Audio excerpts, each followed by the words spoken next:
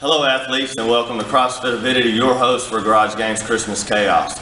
And we're going to go over WOD number 1. It is a 5-minute AMRAP. You heard that correct, not AMRAP, AMRAP.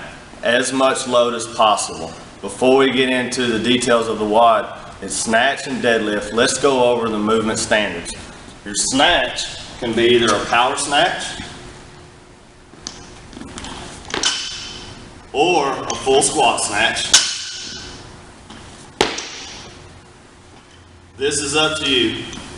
Both of those were acceptable reps. What's not an acceptable rep would be any pressing motion initiated below the head on the turnover. No rep. And then once you have the bar overhead, coming back down, not touching the floor before you begin the second rep.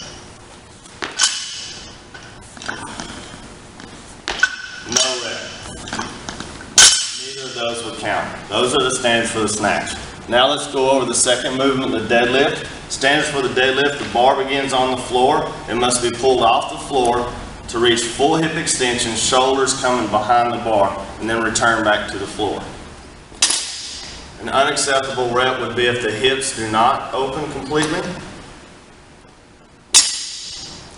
If the bar does not touch the floor, coming back down. If only one plate touches the floor, coming back down.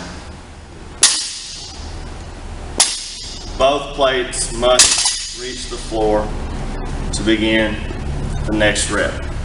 Now that we have the movement standards down, let's go over how this happens. You get to determine your load for your bar. You'll have a few minutes before go to put that load on the bar. Then, when the judges are called ready, you'll have to take a knee for the bar to be ready.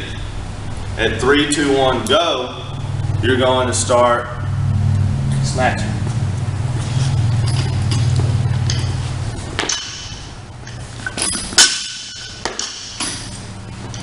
This will take place for 4 minutes. At 4 minutes, a whistle is going to be blown. You have to perform one more successful snatch at any load,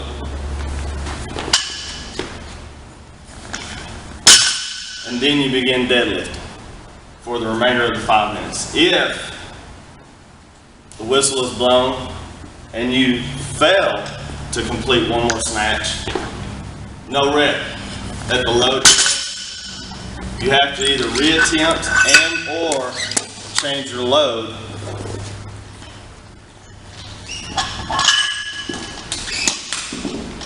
and reattempt for one more successful snatch. Then that load can be used for the remainder of the 5 minutes for the deadlift. And it's not just as many reps as possible, but it's how much weight is being used in those reps for total load moved through all of the movements in the whole 5 minutes. That's for all individuals, all divisions. Now let's put the twist on it for the team. For the team, athletes will still be able to determine their own load for their own bar. Male will have his bar, female will have her bar. At 3, 2, 1, go, they're going to begin snatches, alternating. A's bar has to return to the floor before B can begin snatching, and B before A. These are good reps. However, if A snatches overhead and drops the bar and the bar is still bouncing, and then B gets a no rep. A's bar must return to the floor and display control before B can advance to his or her snatch. Now, the twist. We've got alternating snatches for the first 4 minutes.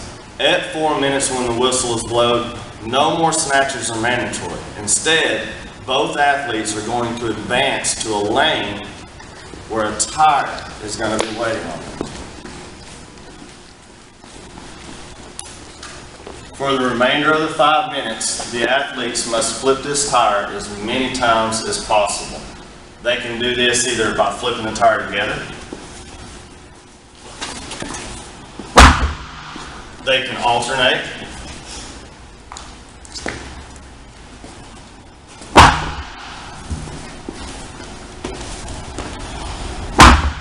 one can flip the tire until he or she wears out, and then trade off for the other. Of course, each tire flip is going to accumulate to your total load, just like all of the other movements will. And that is WOD number 1. Thank you for joining us.